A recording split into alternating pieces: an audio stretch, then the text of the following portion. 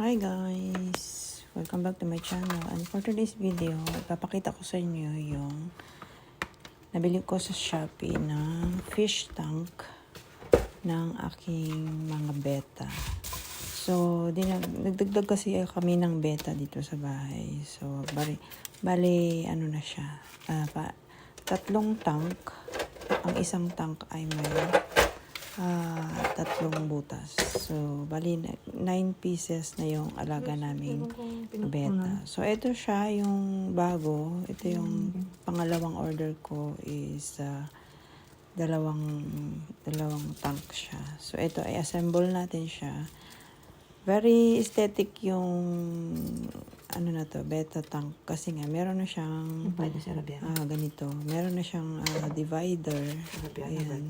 And then, meron din siyang kasamang artificial plants. Pero, hindi naman ito advisable sa mga sa beta kasi mas medyo harmful siya doon sa beta nyo kasi yung fin may tendency na masugatan sila doon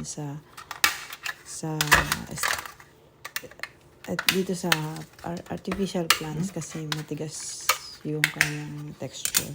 So yung fin ng beta natin is medyo sensitive. So hindi siya dapat masagi, matigas na bagay. So ayun. So kung meron kayong natural plants, yung totoong halaman for the beta, for the fish, for the aquarium, yun is much better. So, ito siya guys.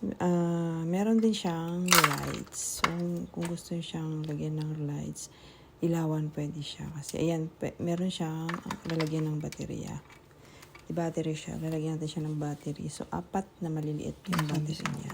So, pwede namang dalawa lang ilagay nyo kasi 4 yung ilaw niya guys. So, pwede namang dalawa lang. Sisindi pa rin naman siya. Pero hindi siya ganun kaliwanag pagka dalawang ilaw lang yung ginamit mo. So, mas gusto ko na mas maliwanag siya minsan pag gusto mong silang makita.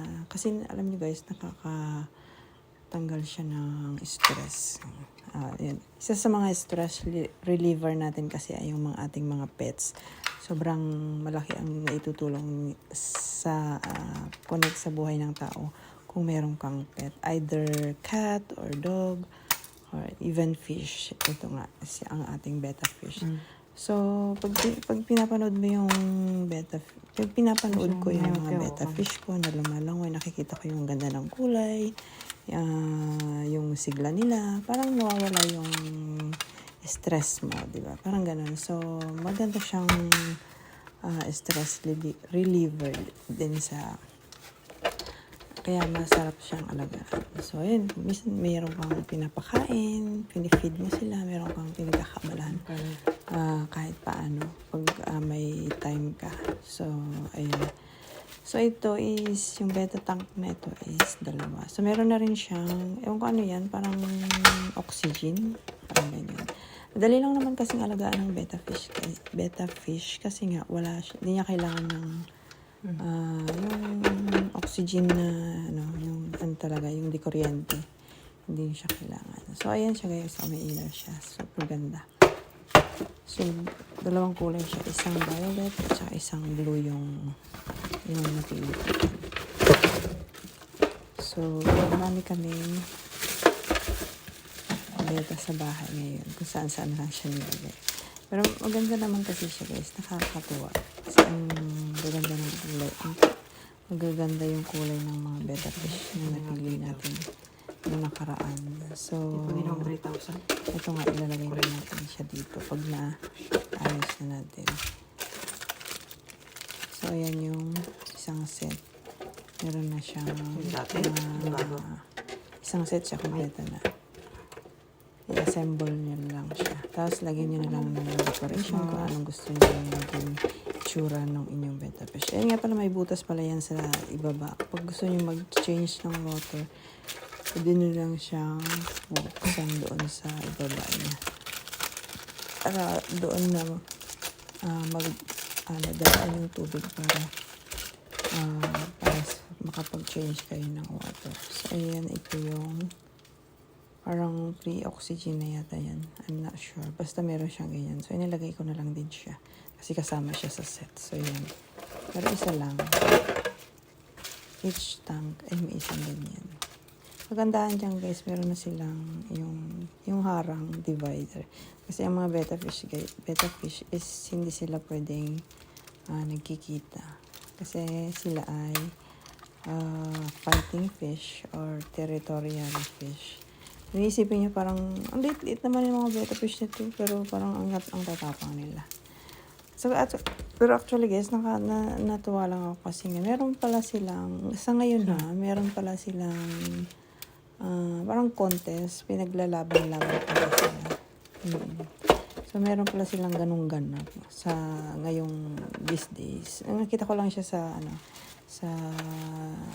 online din. Kasi meron ako nakita isang na merong award yung betta fish niya. Siguro magaling siyang makapaglaban or siguro napatay niya yung kalaban niya. So, parang ganun. So, parang hindi naman ako agree na ganun. Kasi guys, sobrang tapang din talaga nila. Alam niyo ba yung pag pinagsama niyo sila sa isang tank, as in talagang magkakainan sila. Matibay sa kanila talaga. So, parang nakakaawa naman kasi kung paglalabanin niyo yung gano'n. Parang hindi naman siya fair. Parang yung pinagsasabang yung dalawang animals instead na paramihin. Parang ganun. Parang ginawa yung manok, sabong. Sorry. Pero alam niyo na, kasi ang mga tao ngayon napaka ng mga utak eh. Ginagawang lahat. Anong tawag dito? Pinagkakakitaan lahat. So, lahat ginagawang sugal. Parang ganun. Ay, mostly lang naman yan sa mga Pilipino. No, diba? Parang nice guys. Ang manok, diba, sa manok, sa gagamba, saan pa ba? Kung saan pa, kahit anong hayop pinaglalaban tapos ginagawang kaperahan. Diba? Pustahan, ganyan.